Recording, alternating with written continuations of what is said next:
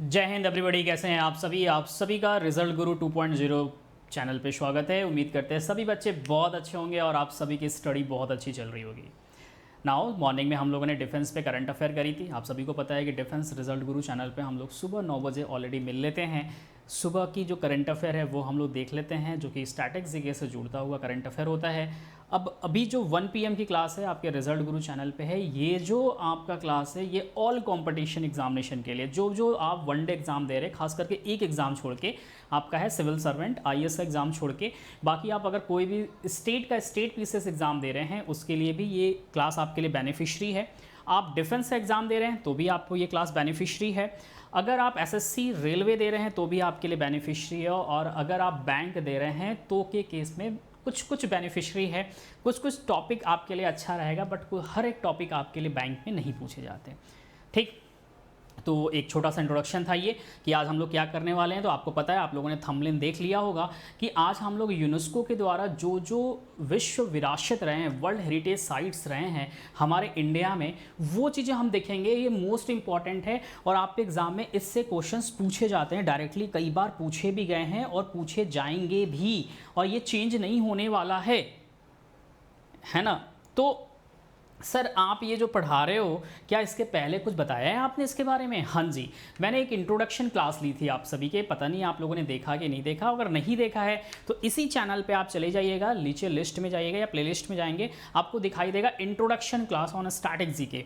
Introduction class में मैंने आप लोग को बताया था कि हम किस तरह से इस जो क्लास को फ्री सेशन है ये पूरी तरह से, पहली बात तो ये ध्यान रखिएगा, ये जो सेशन है सर वो पूरी तरह से क्या है, ये फ्री सेशन है। पहली बात मोस्ट इंपॉर्टेंट चीज़ मैं आपको बता रहा हूँ, क्योंकि देखो बहुत सारे बच्चों का मिथ होता है। मिथ क्या होता है रतन सर? ये तो मेरे को बताया नहीं आपने। मतलब सोच होता है कि वो ये सोचते हैं कि सर आप 2, 4, 10, 15, 20 चैप्टर करा दोगे, MCQs करा दोगे, देन आफ्टर आप क्या करोगे कि चलो भैया हम यहाँ पे पढ़ा रहे हैं, ऐप डाउनलोड कर लो, और ऐप डाउनलोड करने के बाद आप क्या करो सर, ऐप डाउनलोड कर लो, और उसके बाद सर क्या बोलते हैं कि आप कोर्स को परचेस करो, आप ये करो, आप वो करो, मतलब ढेर सारी चीज़ें निकल के सामने आती हैं। तो हम लोग ये काम नहीं करने वाले हैं। मैं आपसे प्रॉमिस कर रहा हूँ कि इस पे आपको, जो इस चैनल पे जो भी मैं आपको स्टैटिक जीके स्टार्ट कर रहा हूँ, ये पहली क्लास है, क्लास 1 है आज आपके सामने। ये पूरी क्लास चलेगी कितनी पता है आपको? कम से कम मिनिमम 100 सेशन होगा। कल मैंने आपको जब इंट्रोडक्शन क्लास लिया था तो मैंने एक चीज़ समझाई थी आपको इंट्रोडक्शन क्लास में कि टोटल जो हम स्टैटिक जीके के टॉपिक कवर कर रहे हैं वो कितने टॉपिक है सर? 80+ टॉपिक हम लोग कवर कर रहे हैं। नियर अबाउट 85 या 100 टॉपिक है जो कि कवर करेंगे। और ये टॉपिक छोटे छोटे नहीं हैं, ये टॉपिक बड़े बड़े हैं। कुछ जो छोटे छोटे टॉपिक्स होंगे वो मान के चलो एक दिन में खत्म हो जाएंगे, लेकिन जो बड़े टॉपिक है जैसे यूनेस्को वर्ल्ड हेरिटेज साइट, बहुत सारे बच्चे क्या करते हैं, यूनेस्को वर्ल्ड हेरिटेज साइट है, कहीं पे देखा, MCQs देखा, नेट पे सर्च किया यूनेस्को वर्ल्ड हेरिटेज साइट, भाई यूनेस्को क्या होता है ये जान गए, और बस उसके बाद लिस्ट दे दिया कि अभी प्रेजेंट टाइम में 40 है, ये हमारे इंडिया में यहाँ लोकेटेड है, उसको रट लिया, एग्जाम में क्वेश्चन आ गया, कर लिया। अरे भाई ऐसा नहीं करना, नॉलेज लेके भी बैठो। जब तक आपको नॉलेज नहीं होगा, अगर क्या पता आप कोई इंटरव्यू दे रहे हो, इंटरव्यू में आपको यूनेस्को से रिलेटेड पूछ दे, इंटरव्यू में ये थोड़ी पूछेगा कि ये वर्ल्ड हेरिटेज साइट है, ये अजंता गुफा है, केव है, ये कहाँ पे, ये नहीं पूछेगा। ये तो एग्जाम में आपके आ गया है ना। इंटरव्यू में आपसे पूछा जाएगा यूनेस्को के बारे में, इसकी क्राइटेरिया क्या होती है, किसके बिहाफ पे यूनेस्को किसी भी कंट्री के साइट्स को, विश्व विरासत जो होते, जो वहाँ की विरासत होती है, किस बिहाफ पे कहते हैं कि नहीं भाई ये वर्ल्ड लेवल पे अच्छी है, इसको वर्ल्ड लेवल पे क्या बोलेंगे, वर्ल्ड हेरिटेज साइट्स बोलेंगे। तो उसके कुछ क्राइटेरिया होंगे, राइट। तो वो क्राइटेरिया क्या है, ये सब चीज़ें इंपॉर्टेंट है। प्लस किस किस टाइप के विरासत को यूनेस्को के द्वारा विश्व विरासत घोषित किया जाता है और क्यों किया जाता है, और इसके बेनिफिट क्या होते हैं, ये स्टैटिक्स पार्ट होता है, ये हमें जानने की ज़रूरत है। हम क्या जानते हैं सर कि सर इतने सारे होते हैं सर, इस पर हमने MCQs कर लिया सर, 10-15 बार MCQs कर लिया, यूट्यूब पे जाओ सर्च मारो आपको दिख जाएगा। कमी नहीं है सर, ढेर सारे MCQs दिख जाएंगे लाइन से। MCQs हो रहा, 40 क्वेश्चन का MCQs करा दिया, बच्चे प्रैक्टिस कर लिए, चलो भाई मेरा काम हो गया। भाई वहाँ काम खत्म नहीं होता, काम उसके बाद स्टार्ट होता है। वो तो आपने सिर्फ एक छोटा सा एग्जाम क्लियर करने के लिए याद कर लिया, लेकिन उसके बाद आपके पास नॉलेज ही नहीं है। कोई कुछ पूछ दिया तो भी नहीं पता है। तो उसके बारे में कंप्लीट डिटेल्स आज जो हम लोग पढ़ने वाले हैं वो यहाँ पे आज पढ़ोगे। नो डाउट आपको क्लास उम्मीद करेंगे कि बहुत अच्छी लगेगी, और अच्छी लगेगी तो क्लास को शेयर करना आप नहीं भूलोगे। जब आप क्लास को शेयर करोगे तो मेरे भाई इस क्लास से आपको बहुत बेनिफिट मिलेगा, और जो जो बच्चे इसको देखेंगे उनके लिए बेनिफिट होने वाला है। ध्यान रखिएगा, ये बेनिफिट किसके किसके लिए है ये मैंने आपको पहले बता दिया था। अगेन मैं आपके सामने एक बार बता देता हूँ, कोई बच्चा अगर स्टेट पीसीएस का पेपर दे रहा है या स्टेट एग्जाम दे रहा है तो उसके लिए भी ये कंटेंट बेनिफिशियरी है। कोई बच्चा एसएससी का पेपर दे रहा है, अभी जो आपका सीजीएल का पेपर होने वाला है उसके लिए भी ये बेनिफिशियरी है। कोई बच्चा अगर डिफेंस का पेपर दे रहा है, ध्यान रखिएगा, कोई बच्चा डिफेंस का पेपर दे रहा है तो उसके लिए भी बेनिफिशियरी है। रेलवे का भी पेपर चल रहा है और अभी आने वाला है लोको पायलट का, उसके लिए भी ये बेनिफिशियरी है। और आपका एक जो भी बच्चे एग्जाम देते हैं लाइक अपने स्टेट में ग्रुप सी का और ग्रुप डी का, तो उसके लिए भी ये क्या है, कंटेंट बहुत ज़्यादा बेनिफिशियरी होने वाला है। तो ओवरऑल सिर्फ एक शब्दों में बोले तो सिविल सर्वेंट आईएएस का पेपर छोड़ के बाकी ऑल पेपर के लिए बेनिफिशियरी है, क्योंकि इतनी डिटेल्स में मैं आपको दे दूंगा तो आपको लगेगा कि नहीं सर अगर हम पीसीएस दे रहे हैं तो हमें पूरा पढ़ना पड़ेगा, सर हम अगर कोई नॉर्मल पेपर दे रहे हैं तो हमें सर मेन काम इससे हो जाएगा। डिपेंड करता है आपके ऊपर कि आप कौन सा पेपर दे रहे हो। चलिए बहुत बातें कर लिए, क्लास की शुरुआत करते हैं और देखते हैं सर कि क्या क्या चीज़ें हैं और क्या क्या चीज़ें नहीं हैं। तो डेली क्लासेस चलती हैं 1 PM पे सर क्लासेस होती हैं डेली। उम्मीद करते हैं आप चैनल को सब्सक्राइब कर लिए होंगे मेरे बिना कहने पे। नेक्स्ट चलिए, ये आपको सर दिखाई दे रहा है पूरी कहानी की, हाँ सर ये चीज़ हमें दिखाई दे रही है। ये है क्या सर, हम आपको क्या क्या पढ़ाने वाले हैं। सबसे पहले ये पढ़ाने वाले हैं कि यूनेस्को जो है, पहली बात है क्या, बहुत सारे कम बच्चे जानते हैं कि what is the full form of UNESCO. UNESCO का फुल फॉर्म क्या होता है, UN-E क्या होता है सर, UNESCO, यूनेस्को। तो यूनेस्को है क्या सर, एक ऑर्गेनाइजेशन है सर। ध्यान रखिएगा, यूनेस्को क्या है सर, एक ऑर्गेनाइजेशन है सर। इसकी जो फॉर्मेशन हुई थी सर 1945 में इसकी फॉर्मेशन की गई थी, इसको क्रिएट किया गया था। क्रिएट करने के टाइम कौन से कंट्री सर मेंबर थे, इंडिया भी था, हाँ बिल्कुल इंडिया था, फ्रांस था, बिल्कुल फ्रांस था, मैक्सिको था, बिल्कुल था, यूएस था, बिल्कुल था, चाइना था, बिल्कुल था। ऐसे मेनी मोर कंपनीज थे, मेनी मोर कंट्रीज थे जो मिलके इन्होंने क्रिएट किया था 1945 में यूनेस्को को। यूनेस्को का फुल फॉर्म क्या होता है, what is the full form of UNESCO. UNESCO बनाया क्यों गया था, यूनेस्को का मतलब होता है यूनाइटेड नेशन एजुकेशनल। ई का मतलब क्या होता है, एजुकेशनल। एस का मतलब क्या होता है, साइंटिफिक। सी का मतलब क्या होता है, कल्चरल। और ओ का मतलब होता है सर ऑर्गेनाइजेशन। तो यूनेस्को का फुल फॉर्म आपको पता चला। अब इसी में देखो कि यूनेस्को करता क्या है, यूनाइटेड नेशन के द्वारा पूरी वर्ल्ड में एजुकेशनल रिलेटेड, ई का मतलब एजुकेशनल, SCO, ई एजुकेशनल से रिलेटेड जो भी चीज़ें हैं, S साइंटिफिक रिसर्च से रिलेटेड जो भी चीज़ें हैं, सी कल्चरल, वहाँ की सभ्यता, वहाँ का कल्चर, उससे बेस्ड जो भी चीज़ें हैं, और ऑर्गेनाइजेशन, ओ का मतलब ऑर्गेनाइजेशन। मतलब मेनली अगर देखें तो 3 चीज़ें हमें मिली, एक हमारा एजुकेशनल मिला, एक हमारा साइंटिफिक रिसर्च मिला, एक हमारा कल्चरल मिला। मतलब वहाँ की सभ्यता, जिस भी कंट्री की हम बात कर रहे हैं पूरे वर्ल्ड में। तो इन सब पे इन्होंने क्या किया है, बहुत सारे अलग अलग क्राइटेरिया दे रखा है कि अगर इससे रिलेटेड आपकी कंट्री में कोई ऐसी विरासत है जो सालों साल पुरानी है और आज भी आपने उसको मेंटेन करके रखा है, तो उसे हम क्या बोलेंगे, यूनेस्को के द्वारा वर्ल्ड हेरिटेज साइट क्या है, डिक्लेयर्ड किया गया है। और बट ऐसा नहीं है कि भाई इतने सालों से आपके देश में ये चीज़ें हैं तो हम उसको बोल देंगे, नहीं। उसके लिए यूनेस्को UN के द्वारा क्या किया गया, कुछ क्राइटेरिया बनाया गया। वो क्राइटेरिया हम आपको बताने वाले हैं। क्राइटेरिया हम आपको बताने वाले हैं कि वो क्राइटेरिया क्या है जिसके बिहाफ पे किसी भी कंट्री में किसी भी साइट्स को हम विश्व विरासत घोषित करते हैं। लेकिन सर उसके पहले भी कुछ चीज़ें इंपॉर्टेंट है। क्या इंपॉर्टेंट है सर, ध्यान से समझना कि यूनेस्को द्वारा जब भी विश्व विरासत अगर हमें घोषित करना है तो सर एक बात रिमेंबर रखना, क्या सर, कि एक सेकेंड,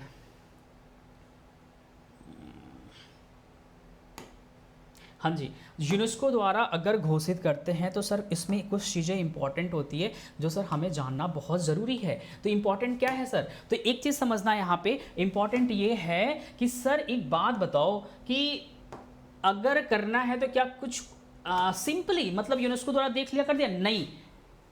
उसको 2 टाइप्स में इन्होंने बांटा है। यूएन के द्वारा 2 टाइप्स में बांटा गया। किसी भी विरासत को हम 2 तरह से देख सकते हैं। एक क्या होता है, ध्यान से समझना, एक हमारा होता है सर इंटेंजिबल, ध्यान रखिएगा, ठीक है। एक इंटेंजिबल होता है और एक क्या होता है सर, टेंजिबल।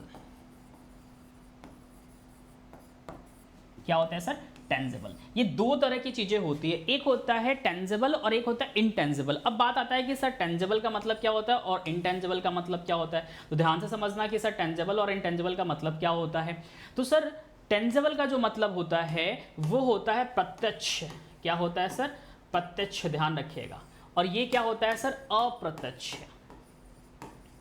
क्या होता है सर, ये अप्रत्यक्ष होता है। मतलब ये क्या हो गया सर, प्रत्यक्ष हो गया, ये अप्रत्यक्ष हो गया। जिसको हम देख सकते हैं, जिसको हम टच कर सकते हैं, वो टेंजिबल होता है। जिसको हम टच नहीं कर सकते, किसको हम देख नहीं सकते, जिसको हम सिर्फ एहसास कर सकते हैं, महसूस कर सकते हैं, फील कर सकते हैं, उसको हम क्या कहते हैं, इंटेंजिबल कहते हैं। टेंजिबल में भी सर कैसे एग्जाम्पल, फॉर एग्जाम्पल हम जैसे कह रहे हैं कि हमारे इंडिया की बात कर लो, अजंता केव, अगर आप उसको जाके देखोगे महाराष्ट्र में, तो आप उसको देख भी सकते हो, आप उसको टच भी कर सकते हो, उसको समझ भी सकते हो। वो विजिबल है तो वो टेंजिबल हो गया। क्या हो गया सर, वो टेंजिबल है, प्रत्यक्ष हमारे को दिखाई दे रहा है। इनटेंजिबल तो जैसे म्यूजिक हो गया, कुछ ऐसे गाने होते हैं, और लाइक आपके योगा हो गए, इंटेंजिबल है सर, उसको हम कर सकते हैं सर। योगा एक तरह से क्या है कि आप एक अपने बॉडी को फिट करने के लिए योगा करते हो। तो जब हम ये चीज़ करते हैं तो हम खुद पे इंप्लीमेंट करते हैं, वो चीज़ हम करते हैं, बट उसको टच नहीं कर पाते, मेरे को दिखाई नहीं दे रहा है, बट वो हम खुद में इंप्लीमेंट करते हैं। तो योगा किस में आ गया सर, इंटेंजिबल में आ गया। तो यूनेस्को वर्ल्ड यूनियन के द्वारा जो वर्ल्ड हेरिटेज साइट जब डिक्लेयर करते हैं तो इन सब बातों को ध्यान रखते हैं, खास करके 2 बातों को, एक होता है टेंजिबल और एक होता है इंटेंजिबल। सबसे जो ज्यादा आप एग्जाम में पूछे जाते हैं वो टेंजिबल से पूछे जाते हैं, जो प्रत्यक्ष हमारे को दिखाई देते हैं, उससे सबसे ज्यादा आप एग्जाम में पूछे जाते हैं, ठीक है। अभी जितनी सारी चीजें मैं आपको बता रहा हूं, ये सभी चीजें आपको रिटर्न में मिल जाएंगे। तो टेंजिबल और इंटेंजिबल हमें समझ में आ गया। दूसरी बात है कि सर हमारे इंडिया में एट प्रेजेंट टाइम कितने सारे साइट्स हैं। तो इन प्रेजेंट टाइम हमारे इंडिया में टोटल कितने हैं सर, 40 हैं सर। कितने हैं सर, 40 है सर। बट इन 40 में भी 3 कैटेगरीज में बांटा गया है। किस में बांटा गया है सर, 3 कैटेगरीज में बांटा गया है। वो कैटेगरीज कौन कौन सी है आपके लिए इंपॉर्टेंट है, एक बार कमेंट्स देख ले। उम्मीद करते हैं चीजें आप लोग को समझ में आई होगी। कमेंट जरूर से करिएगा, जिससे क्या हो, हमें पता चले कि हाँ इन बच्चों को समझ में चीजें आ रही है। 40 हैं। 40 में भी 3 कैटेगरीज कैसे बांटी गई हैं, ध्यान से समझना। 3 कैटेगरीज को बांटा गया है 40 में। एक होता है सर कल्चरल, ध्यान रखिएगा, एक होता है सर नेचुरल, और एक होता है सर कल्चरल प्लस नेचुरल।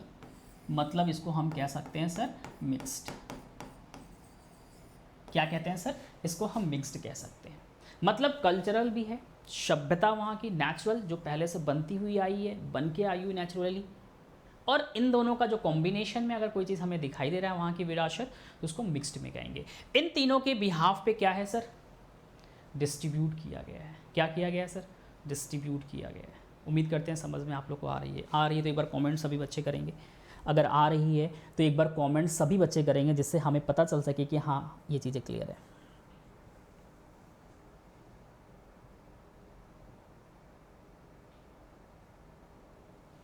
चलो तो ध्यान से समझिएगा, चलिए ध्यान से समझिएगा।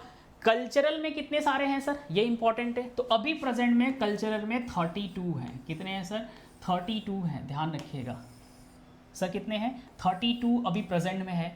अगर नेचुरली पूछ दे तो सर 7 है। तो 32 और 7 सर कितने हो गए, 32 और 7, ध्यान रखिएगा कितने हैं सर, ये 32 है टोटल। ये कितने हैं सर, 7 है। और सर आता है दोनों मिलके कितने हैं सर, 1 है।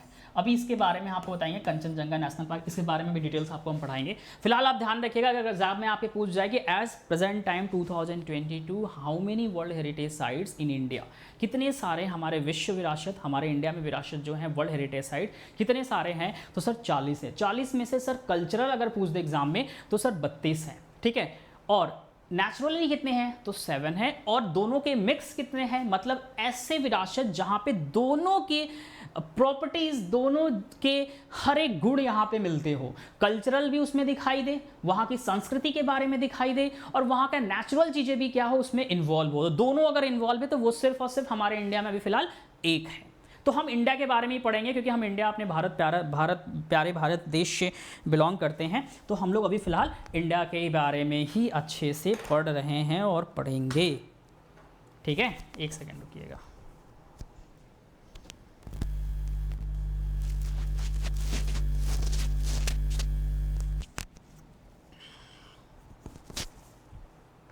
हाँ जी, ठीक है, तो ध्यान रखिएगा इस बात को।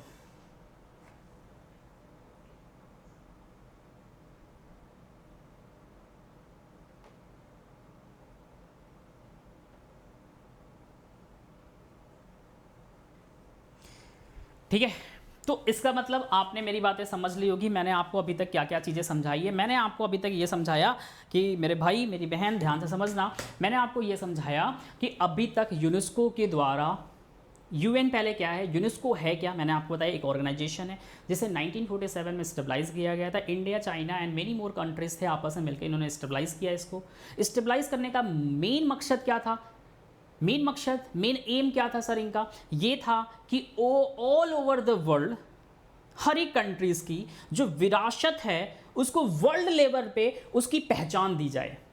जब किसी भी कंट्रीज़ की विरासत को पूरी दुनिया में अगर उसकी पहचान दी जाती है तो आप इससे अंदाज़ा लगा लो कि उस कंट्री की इम्पोर्टेंस कितनी ज़्यादा बढ़ जाती है। सिर्फ इसलिए नहीं बढ़ती कि उस कंट्री में ये विरासत है, ये साइट्स है, उस कंट्री की इकोनॉमी भी इस पे डिपेंड करती है। वो चीज़ें अभी हम आपको बताएंगे कि what is the benefit behind the UNESCO world heritage sites. तो वो चीज़ें अभी हम आपको बताएंगे कि इसका रीज़न क्या है, इसके पीछे बिहाइंड रीज़न क्या है, क्यों हम किसी भी साइट्स को वर्ल्ड लेवल पे डिक्लेयर्ड करते हैं, क्यों हम उसी कंट्री में नहीं करते, और अगर करते भी है तो उसका पीछे रीज़न क्या है। वो सब चीज़ें अभी हम आपको रिटर्न में बताएंगे।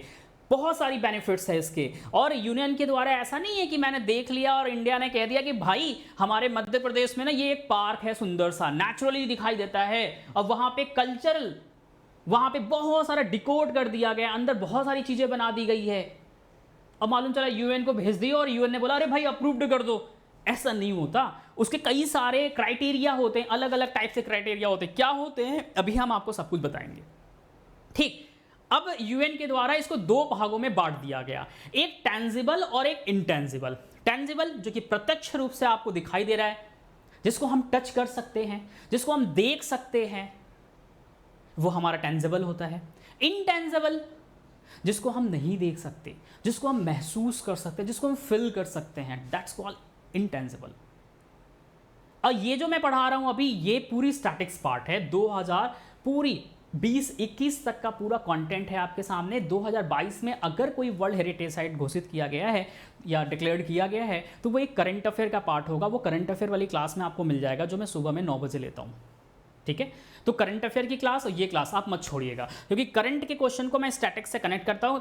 स्टैटिक्स के क्वेश्चन को मैं करंट से कनेक्ट नहीं करता, क्योंकि एक अलग क्लास हो जाती है। लेकिन करंट के संग स्टैटिक्स कनेक्ट कर सकते हैं। स्टैटिक्स के संग करंट को कनेक्ट करना बड़ा मुश्किल हो जाता है, क्योंकि पुरानी चीज़ें आप बता रहे हो, नई चीज़ें क्यों अभी जोड़ोगे। नई के लिए आप करंट अफेयर कर लो, तो दोनों चीज़ें आपकी तैयार हो जाएंगी, है ना। तो ध्यान रखिएगा, इन सब चीज़ों के लिए बहुत ज़रूरी है आपके लिए। मैंने टेंजिबल इंटेंजिबल बताया, और टोटल अभी इंडिया की बातें कर रहे हैं तो 40 साइट्स है हमारे इंडिया में फिलहाल एट द टाइम। मैंने बताया कि 40 साइट को भी क्या किया गया है, 2-3 भागों में डिवाइड किया गया है। 2 भागों में यूएन के द्वारा क्या किया, डिवाइड किया गया, टेंजिबल और इनटेंजिबल, प्रत्यक्ष और अप्रत्यक्ष। इंडिया में 40 है, 40 को भी 3 भागों में बांटा गया है। 32 क्या है, कल्चरल है, सांस्कृतिक के रूप में यहाँ पे घोषित किया गया। आपको पता है कि हमारे इंडिया में बहुत ऐसी जगह है जहाँ पे सांस्कृतिक, मंदिर, मस्जिद, मोनूमेंट्स, बहुत सारी ऐसी चीज़ें, ताजमहल, ये सब क्या है वर्ल्ड हेरिटेज साइट्स में आते हैं। तो उसके बिहाफ पे 32 है, कल्चरल है। नेचुरली जो बनी हुई है नेचुरली जो प्राकृतिक रूप से बना हुआ है और चलता आ रहा है, उसको मेंटेन करके रखे हुए हैं, आज भी वो है। तो कितने हैं हमारे इंडिया में? 7 है। और इन दोनों का मिक्सचर, मतलब कल्चरल भी है और नेचुरल भी है, लाइक कंचनजंगा, अभी हम आपको बताएंगे उसके पार्क के बारे में। तो वो कितने हैं सर? 1 है। तो ये बेसिक चीजें मैंने आपको बताया है, कब फॉर्मेशन हुई, क्या क्या था, क्या क्या नहीं था, कैसे बांटा गया, क्या नहीं गया था। नाउ अब हम लोग चलते हैं सर सीरीज के ऊपर कि अब हमारे को पढ़ना क्या है, क्या क्या कहानी है A to Z। देखो अभी मैंने आपको सब कुछ बताया, कैसे कैसे बांटेंगे, कैसे कैसे नहीं बांटेंगे। नाउ आपके सामने दिखाई दे रहा है टेंजिबल। अभी मैंने 2 चीजें बताया, एक टेंजिबल और एक इनटेंजिबल। टेंजिबल का मतलब जो प्रत्यक्ष रूप से हमें दिखाई दे रहा है, जिसको हम देख सकते हैं, जिसको हम समझ सकते हैं, जिसको हम टच कर सकते हैं, जिसके बारे में हम हिस्ट्री देख सकते हैं। इंटेंजिबल मतलब म्यूजिक, म्यूजिक को हम फील कर सकते हैं सर, सुन सकते हैं सर, सुनने के बाद सर हम दूसरी दुनिया में चले जाते हैं और महसूस होता है हमारा पास्ट, हमारा फ्यूचर, हमारा प्रेजेंट, है ना। कुछ म्यूजिक ऐसे आ चुके हैं आज की दुनिया में, तो वो चीज़ एक अलग होती है। तो वो इंटेंजिबल उतना ज़्यादा आपके लिए इंपॉर्टेंट नहीं है, लेकिन फिर भी मैं उसको रिटर्न में कराऊंगा, राइट। लेकिन अभी जो सबसे ज़्यादा इंपॉर्टेंट है, जो आप एग्जाम में पूछे गए हैं, वो टेंजिबल से पूछे गए हैं। नाउ टेंजिबल को समझने की कोशिश करते हैं। टेंजिबल की मैंने आपको बताया कि इसके अलग अलग क्राइटेरिया होते हैं, इसके अलग अलग क्राइटेरिया होते हैं। ये क्राइटेरिया जो है किसके द्वारा बनाए जाते हैं सर? तो ये क्राइटेरिया सर बनाए गए हैं किसके द्वारा सर? ये क्राइटेरिया बनाया गया है सर यूएन के द्वारा। किसके द्वारा बनाया गया है सर? तो ध्यान रखिएगा, ये बनाया गया है सर यूएन के द्वारा, यूनाइटेड नेशन के द्वारा, किसी भी कंट्री के लिए, ठीक है। किसके द्वारा बनाया गया है सर? किसी भी कंट्री के लिए यूएन के द्वारा बनाया गया है। अब बोला क्या गया है सर यहाँ पे, इस चीज को समझिएगा। यहां पे बोला गया है चयन करने का मापदंड जो होता है, क्राइटेरिया है, वो क्या है? To represent a masterpiece of human creative genius. देखो यहां पे कह रहा है मानव रचनात्मक प्रतिभा की एक उत्कृष्ट प्रकृति या उत्कृष्ट कृति का प्रतिनिधित्व करने के लिए, मतलब कि मानव के द्वारा उसको रिप्रेजेंट किया गया है और उसको क्या कर रहा है सर? उसके क्रिएटिव को दिखाया जा रहा है। ये सिलेक्शन क्राइटेरिया में आ जाएगा वर्ल्ड हेरिटेज साइट में यूएन के द्वारा। To exhibit an important interchange of human value over a span of a time और within a cultural area of the world on development in a architecture और a technology, monumental art, town planning और a landscape design. मतलब यहां पे क्या कह रहा है, ध्यान से समझिएगा। वास्तुकला जिसे हम आर्किटेक्चर कहते हैं, आर्किटेक्चर, टेक्नोलॉजी जिसे हम क्या कहते हैं? प्रौद्योगिकी, स्मारकी, मोन्यूमेंटल जो होते हैं, स्मारकी कला जो होते हैं, जो मोन्यूमेंट्स बनाए जाते हैं, लाइक ताजमहल वगैरह, बहुत सारी चीजें हैं, अभी आगे हम देखेंगे। टाउन प्लानिंग हो गया, लैंडस्केप हो गया, डिजाइन के विकास पर समय समय पर लिखा ना, exhibit an important interchange of human value over a span of the time और within a cultural area of the world. मतलब समय समय पर दुनिया के एक सांस्कृतिक क्षेत्र के भीतर मानवीय मूल्यों का एक महत्वपूर्ण आदान प्रदान प्रदर्शित करता है। मतलब यहां पे वही चीज लिखा है, with in a culture area of the world on development in the architecture, technology, monumental art, town planning और द लैंडस्केप डिजाइन। ये क्या करता है? समय समय पर चेंजिंग को दिखाता है, इंटरचेंजिंग को दिखाता है। तो इस क्राइटेरिया को भी क्या किया गया है? सिलेक्शन क्राइटेरिया में यूएन के द्वारा रखा गया है कि अगर कोई विरासत है तो क्या ये दोनों पॉइंट्स उसके अंदर आते हैं, इन दोनों पॉइंट्स को क्या वो विरासत फॉलो करता है। ठीक है, उम्मीद करते हैं आपको समझ में आ रहा होगा। अगर आ रहा है तो आप इसको शेयर जरूर से करिएगा, आपके लिए बहुत इंपॉर्टेंट हो जाता है। नेक्स्ट आइएगा, to be bear a unique और at least exceptional testimony to a cultural tradition और to a civilization which is living और विच हैज अ डिसअपियर्ड। मतलब यहां पे कह रहा है कि एक सांस्कृतिक परंपरा या एक सभ्यता जो जीवित है, मतलब क्या कह रहा है यहां पे? Bear a unique at least exceptional testimony to a cultural tradition और to a civilization which is living और विच हैज अ डिसअपियर्ड। मतलब कह रहा है कि एक जो सभ्यता है, सांस्कृतिक सभ्यता है जो पहले से चलती आ रही है, वो आज भी हम उसको लेके कंसीडर कर रहे हैं, वो आज भी हम उसको जीवित रखे हुए हैं। ये भी हमारे यूएन के द्वारा क्राइटेरिया में इन्वॉल्व किया गया है। सांस्कृतिक परंपरा या एक सभ्यता जो जीवित है या जो गायब हो गई है के लिए एक अनोखी या कम से कम असाधारण गवाही देने के लिए हो। मतलब कि हम, इसका मतलब है कि या तो उसको हम लेके चल रहे हैं, है ना, या वो विलुप्त हो चुकी है, पूरी तरह से खत्म हो रही है या खत्म हो चुकी है, लेकिन उसकी हिस्ट्री मेरे पास है दिखाने के लिए कि हमारे इंडिया में ऐसी चीजें रही हैं, हमारे राजाओं के द्वारा ऐसी ऐसी चीजें बनाई गई थी, बट उसको हम लोग क्या किए, मेंटेन नहीं कर पाए, जिसकी वजह से वो विलुप्त होती गई। लेकिन हम उस पर फिर से काम करने जा रहे हैं, हम उसको फिर से स्टेबलाइज करेंगे, हम फिर से उसको क्या करेंगे, वहां के इंफ्रा को अच्छा करेंगे, हम उसको फिर से मॉडिफाई करेंगे। लेकिन जो हमारी एक कल्चरल चीजें थी, जो सभ्यता थी, हम उसको खत्म होने नहीं देंगे, हम उसको रीबिल्ड करेंगे और फिर से लेके आएंगे। यूएन को अगर आप ये दिखाते हो तो वो आपको एक टाइम पीरियड देते हैं कि हाँ ये टाइम पीरियड है, आप इसको फिर से अच्छा करो, तो हम इसको क्या करेंगे, विश्व विरासत घोषित करेंगे। Right now next second line क्या बोलता है, to be an outstanding example of a type of building, architectural और टेक्नोलॉजिकल असेंबल और landscape which insulated significant stage in human history. मतलब यहां पे क्या कह रहा है कि एक प्रकार की इमारत, वास्तुशिल्प, आर्किटेक्चरल जो चीजें होती हैं, टेक्नोलॉजी, तकनीकी कलाकारों की टुकड़ी या परिदृश्य का एक उत्कृष्ट उदाहरण हो जो मानव इतिहास में महत्वपूर्ण चरण को क्या करता है, दर्शाता है। मतलब कि पहले के समय के कुछ ऐसे आर्किटेक्चर हो जिन्होंने एक ऐसी टेक्नोलॉजी लेके बनाई हुई है जो आज के समय में बनाना बहुत नामुमकिन है, इम्पॉसिबल है। क्या वो चीजें आपके हैं? जैसे अगर आप एग्जाम्पल लेना है तो आप चले जाओ किसमें, हावड़ा ब्रिज। हावड़ा ब्रिज को अगर आप देखो तो पूरे ब्रिज पे हुगली नदी है, आपको पता है कोलकाता में बहती है हुगली नदी, ऐसे फ्लो कर रही है। आप समझना, सपोज दैट हुगली नदी है ऐसे सी फ्लो कर रही है, ठीक है। अब इधर मान लो हम कह रहे हैं सर क्या है, हावड़ा है, यहाँ पे हावड़ा स्टेशन है। इधर के पब्लिक को अगर इधर जाना है तो यहाँ से यहाँ जाने के लिए ओवर द रिवर, इसके ऊपर एक ब्रिज बनाया गया है।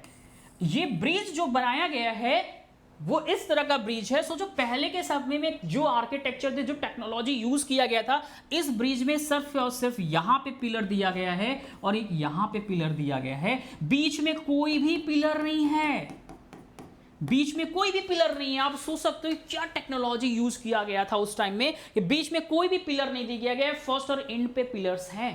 तो ये भी तो हमारे देश की एक विरासत ही है, किस हिसाब से क्यों टेक्नोलॉजी लगाई गई है कि बीच में कोई पिलर नहीं है, ये हमारी गाड़ी जा रही है, आ रही है, हर तरह की गाड़ियां जाती हैं आती हैं, कोई प्रॉब्लम नहीं आती है। तो ये क्या है, हमारी विरासत है सर, हमारी टेक्नोलॉजी है सर। उम्मीद करते हैं समझ में चीजें आप लोग को आ रही होगी अच्छे से, ठीक है। चलो, तो ये चीजें मैंने बताया ह्यूमन हिस्ट्री में। उसके बाद to be an outstanding example of a traditional human settlement land use. ध्यान से समझना, यहां पे क्या कह रहा है, एक आउटस्टैंडिंग एग्जाम्पल होना चाहिए of a traditional human settlement. जो ट्रेडिशनल ह्यूमन सेटलमेंट हुआ था उसका एक आउटस्टैंडिंग एग्जाम्पल होना चाहिए। लैंड यूज, किस तरह से जमीन का हम यूज किया करते थे। सी use which is representative of a cultural or cultures or a human interaction with the environment, especially when it has become available under the impact of irreversible change। मतलब यहां पे क्या कह रहा है कि एक पारंपरिक मानव बस्ती जो पहले के समय में ट्रेडिशनली ह्यूमन सेटलमेंट थे, वहां पे लोग रहा करते थे, वहां पे लोग रहा करते थे। अब यहां पे कह रहा है लैंड यूज, मतलब जो हमारी जमीन थी, जो हमारी भूमि थी, उसके यूज के लिए भूमि उपयोग, या सी यूज, समुद्र का उपयोग, एक उत्कृष्ट which is a representative of a cultural or a cultural human interaction with the environment, especially when it has become a valuable and the impact of the irreversible change। मतलब कह रहा है कि एक पारंपरिक मानव बस्ती, भूमि उपयोग या समुद्र उपयोग का एक उत्कृष्ट उदाहरण होने के लिए जो एक संस्कृति या संस्कृतियों का प्रतिनिधित्व है, जो रिप्रेजेंट कर रहा है उसको, या पर्यावरण के साथ मानव संपर्क, खासकर जब एक अपरिवर्तनीय परिवर्तन के प्रभाव से असुरक्षित हो गया है।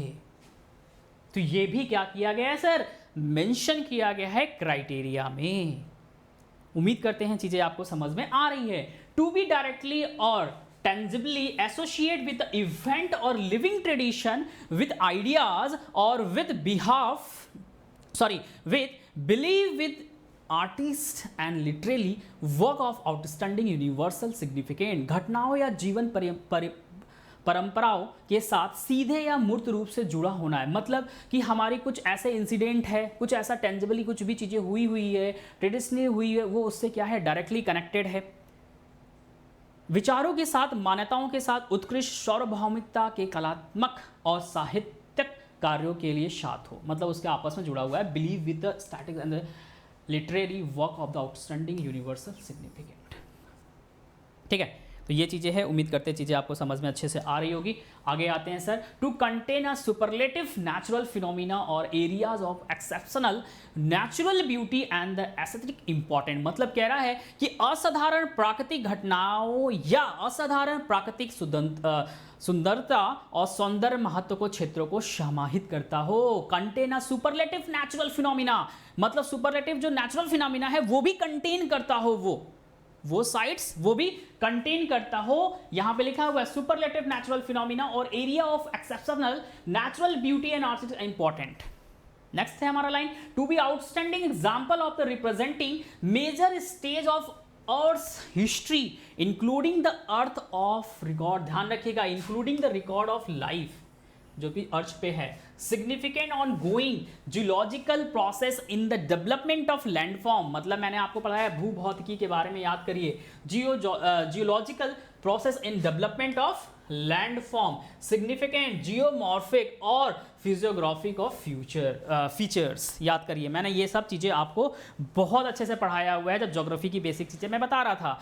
पृथ्वी के इतिहास के प्रमुख चरणों का प्रतिनिधित्व करने वाले उत्कृष्ट उदाहरण होने के लिए जीवन के रिकॉर्ड सहित भू निर्माण विकास में महत्वपूर्ण भूवैज्ञानिक प्रक्रिया या महत्वपूर्ण भू आविन या भौतिकी विशेषताओं से जुड़ी होनी चाहिए। Next, to be outstanding example of representing a significant ongoing the ecological biological process in the evolution and the development of the terrestrial freshwater coastal and marine ecosystem and the communities of plants and animal. ये सभी चीज़ें क्या है sir, जुड़ी हुई है UN के द्वारा, जो वर्ल्ड हेरिटेज साइट अगर हम डिक्लेयर कर रहे हैं तो उसके क्राइटेरिया में ये जुड़ा हुआ है। नेक्स्ट, अभी जो चीजें मैंने आपको शुरू में बताई वही चीजें यहां पे लिखी हुई है। To contain the most important significant, ध्यान रखिएगा, significants natural habitats for in situ conservation of biological diversity including those containing retained species of outstanding universal value from the point of view of science and conservation। मतलब यहां पे कह रहा है कि जैविक विविधता के इन सितु संरक्षण के लिए सबसे महत्वपूर्ण प्राकृतिक आवास शामिल करने के लिए जिनमें विज्ञान और कंजर्वेशन दृष्टिकोण से उत्कृष्ट सार्वभौमिक मूल्य के खतरे वाली प्रजाति शामिल हैं। मतलब क्या कह रहा है कि जो कि डेंजरस लेवल पे है उसको हम और भी अच्छा करने की कोशिश करेंगे। वो सभी चीजें क्या है सर, इसमें शामिल है, ध्यान रखिएगा, बहुत इंपॉर्टेंट चीजें हैं। There are 40 world heritage sites located in India. India में टोटल कितने हैं सर, 40 हैं। इंडिया में टोटल कितने हैं सर, अभी एट टाइम 40 हैं। दिस इंक्लूडेड 31 कल्चरल, सॉरी मैंने गलत बोल दिया था वहां पे उस टाइम, देखो यहां पे समझना, मैंने कहा था इंडिया में कितने हैं सर, इंडिया में कितने हैं सर, तो इंडिया में सर 40 हैं। 40 भी 3 भाग में है, ध्यान रखिएगा। पहला जो है हमारा कल्चरल है, कल्चरल में कितने हैं सर, 31 हैं। उसके बाद सर हमारा आता है नेचुरल, ध्यान रखिएगा, एक second रुकिएगा।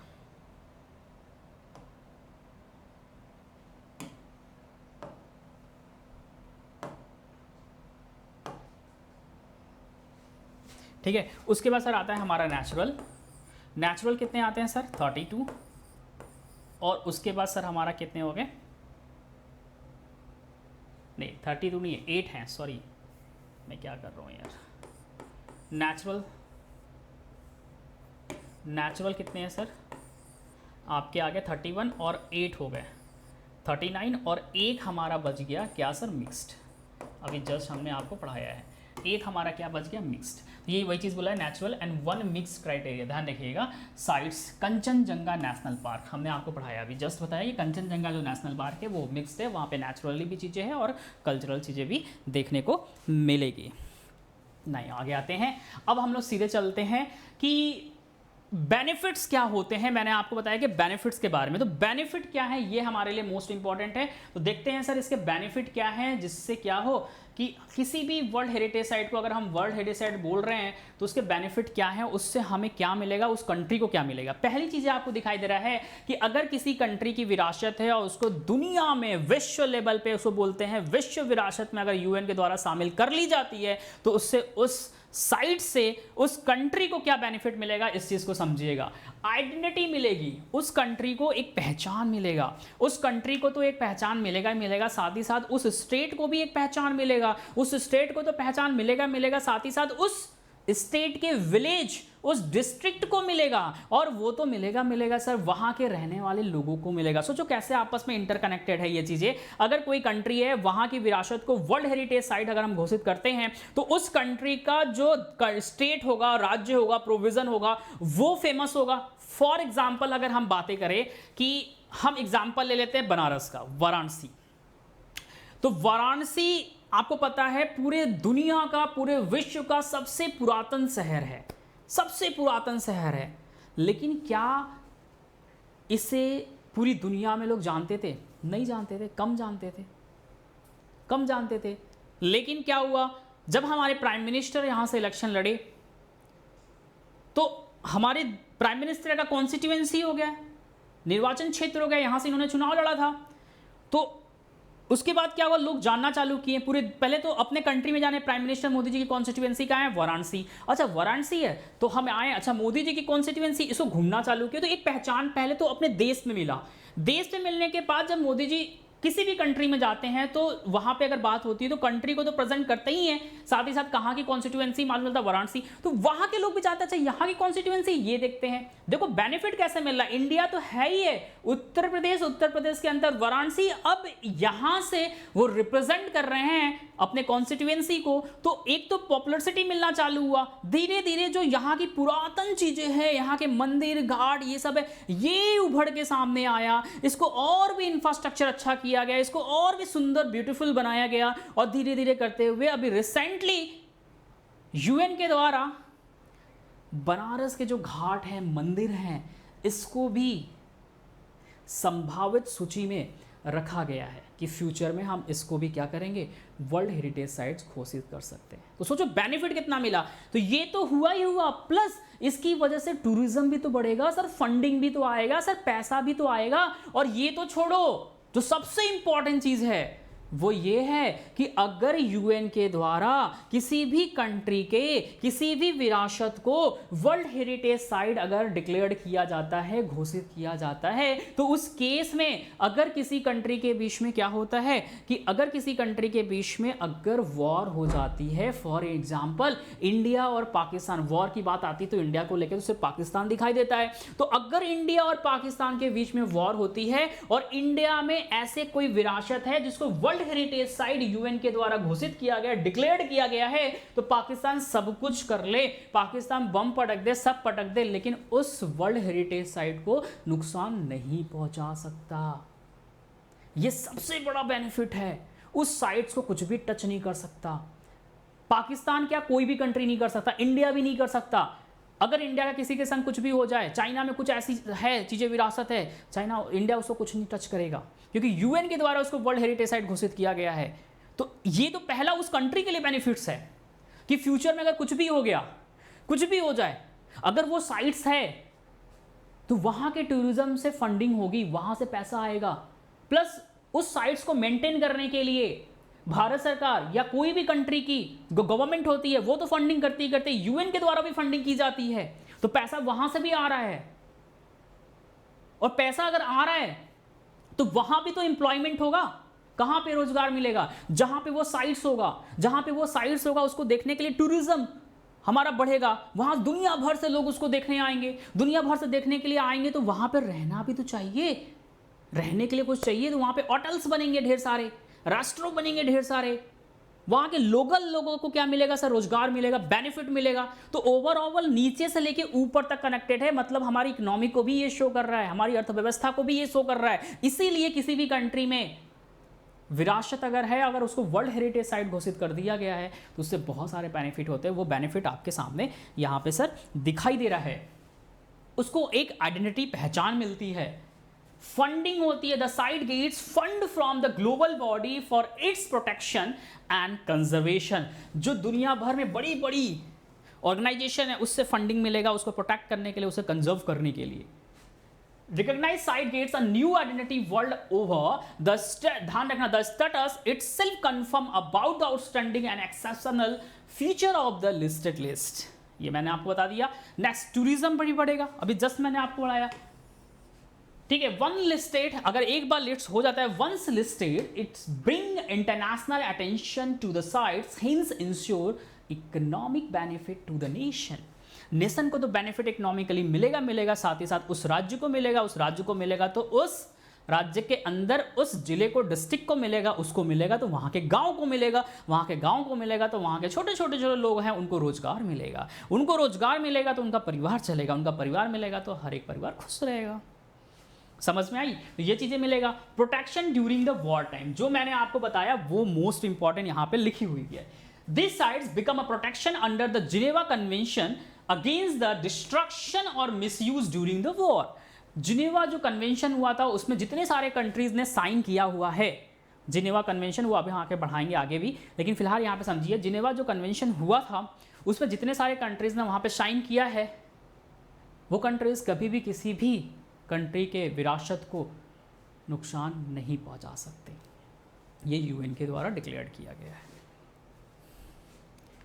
Next, access to global project management resources, as they will be more willing and participated with such a project once a country signed the World Heritage Convention and has sites inscribed on the World Heritage list, resulting prestige of an help and raise awareness among the citizen and the government for heritage prevention। जो चीज़ें मैंने आपको बताई है वही चीज़ यहाँ पे return में लिखा है, तो इसका नोट्स आप बना सकते हैं, ध्यान रखिएगा। फिर क्या है sir? Greater awareness leads to a general raise, ध्यान रखिएगा, in the level of the protection and conservation given the heritage. क्या है सर?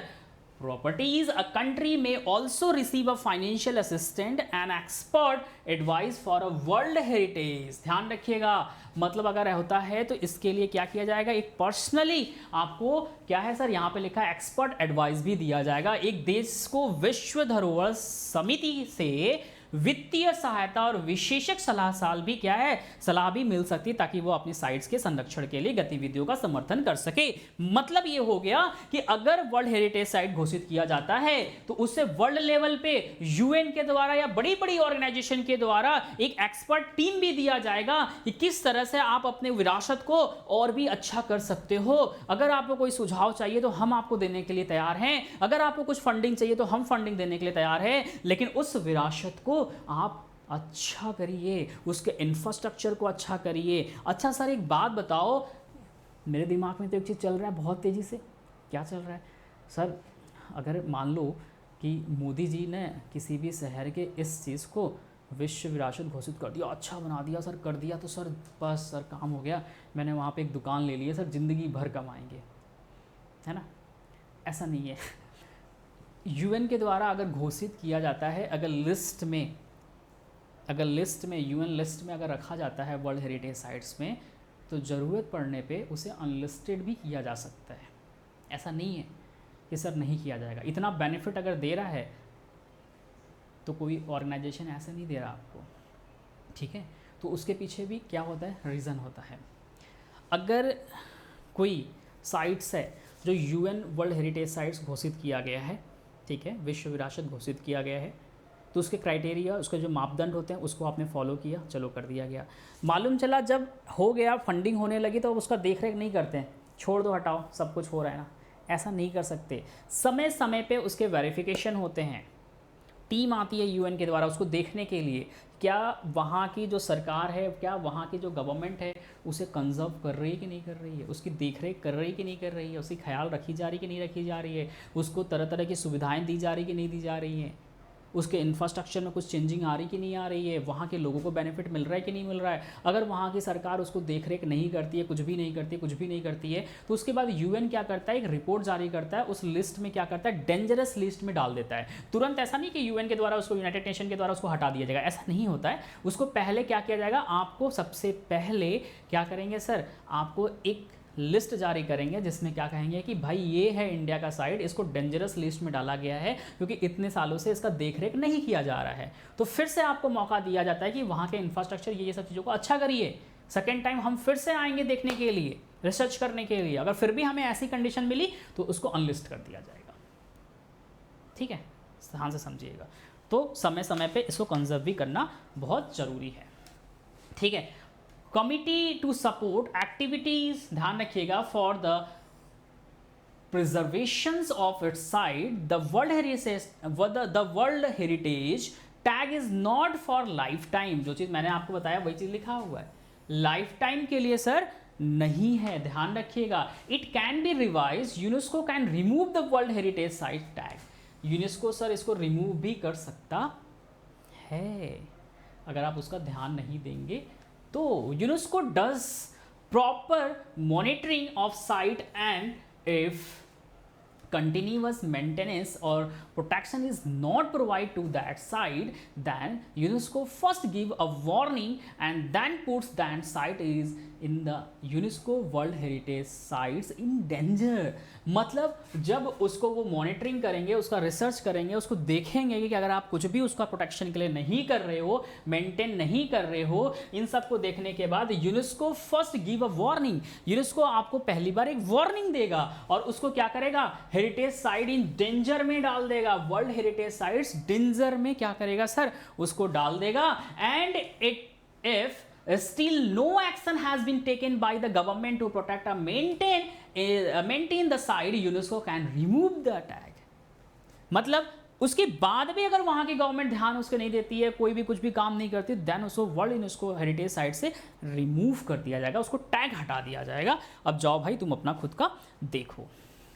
ठीक है, तो ये चीज़ें जो मैंने आपको बताया अभी तक, तो मैंने आपको ये बताया कि यूनेस्को के जो वर्ल्ड हेरिटेज साइट है उसकी हिस्ट्री क्या है, किस बिहाफ पे हम बोलते हैं कि भाई ये साइट्स जो है इसको वर्ल्ड हेरिटेज साइट का टैग दिया गया है, पहचान दिया गया है, ये सब मैंने बताया। टेंजेबल और इंटेंजेबल के बारे में बताया। टेंजेबल के अंतर्गत हमारे भारत में कितने हैं सर, 40 हैं। उसको भी मैंने बताया कि 3 पार्टों में बांटा गया, एक कल्चरल, एक नेचुरल, एक मिक्स, जो कि दोनों होते हैं। कौन कौन होते हैं वो भी मैंने आपको बता दिया। तो अब आप ये नहीं कह सकते कि सर यूनेस्को के द्वारा किसी भी साइट्स को, विरासत को अगर टैग दिया जाता है वर्ल्ड हेरिटेज साइट्स का, तो ऑन द बिहाफ ऑफ, मतलब किसके बिहाफ पे देते हैं, इसका क्राइटेरिया क्या होता है, तो एवरीथिंग मैंने आपको डिटेल्स में दिया है। मैंने पहले ही कहा था कि आपको एमसीक्यूज बिल्कुल नहीं मिलेगा इस क्लास में। एमसीक्यूज कब मिलेगा, 2 से 3 महीने बाद, जब हम आपको 80 से 90 टॉपिक कंप्लीट करा देंगे, 100 टॉपिक कंप्लीट करा देंगे।